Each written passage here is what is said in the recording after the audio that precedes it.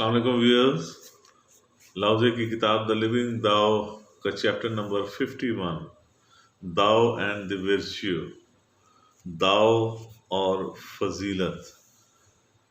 داؤ ان کو جنم دیتا ہے،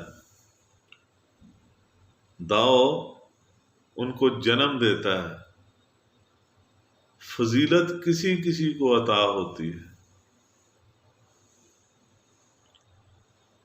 وہ اپنی شکلیں مادے سے حاصل کرتے ہیں، وہ ویسے بن جاتے ہیں جیسا مختلف قوتیں کام کرتی ہیں۔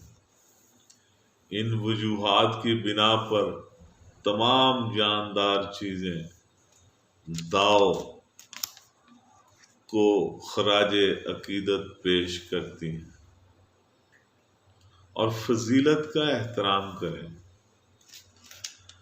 داؤ اور فضیلت کی عمدہ حیثیت ایسی ہے کہ وہ کسی کے حکم کے پابند نہیں ہے اور وہ ہمیشہ اپنی قدرتی حالت میں رہتے ہیں۔ داؤ جنم دیتا ہے اور فضیلت کسی کسی کو حاصل ہوتی ہے۔ داؤ ان کی نشو نما کرتا ہے، ان کو اوپر لاتا ہے، ان کو نچائی دکھاتا ہے، کسی قسم کی ملکیت نہیں جتاتا، حالانکہ اس سے ان لوگوں کو زندگی ملتی ہے۔ داؤ کام کرتا ہے لیکن کبھی تکبر نہیں کرتا۔ اس ذات نے، اس حق نے یہ سارے زمین و آسمان، پتہ نہیں کتنی دنیایں پیدا کی ہیں، تکبر نہیں کرتا۔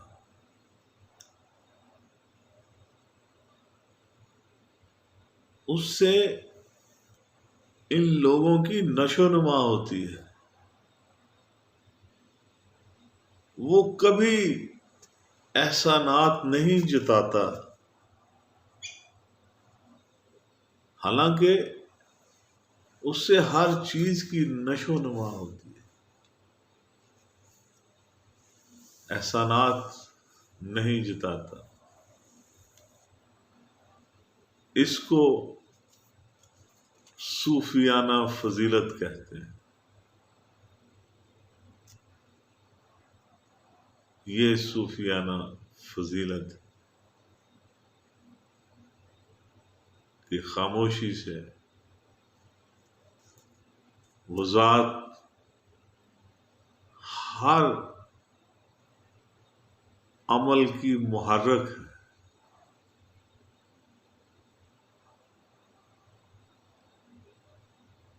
لا حول ولا قوت الا باللہ، نہ کوئی حرکت، نہ کوئی قوت سوائے اس کے علاوہ کوئی طاقت نہیں، کوئی حرکت نہیں، اور اسی سے ہر ایک چیز کی نشو نما ہوتی ہے۔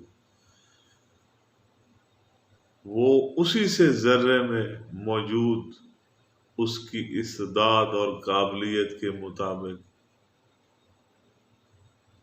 سلسلہ وار، سٹیپ بائی سٹیپ اس کو ترقی کی منازل طے کراتا ہوا مقام محمود تک پہنچا دیتا ہے۔ لیکن کوئی احسان نہیں جتاتا۔ یہ صوفیانہ فضیلت لاؤزے کے نزدیک۔ یہ تھا چیپٹر نمبر 51، دا لیونگ داؤ۔ داؤ اینڈ دی ورچو، داؤ اور فضیلت۔ میرے ساتھ رہنے کا شکریہ۔ میرے چینل کو سبسکرائب کرنا مت بھولیے گا۔ میرا فیس بک پیج نگاہ NIGAH، اس کو لائک اور شیئر کر دیجیے گا۔ آپ کا بہت بہت شکریہ۔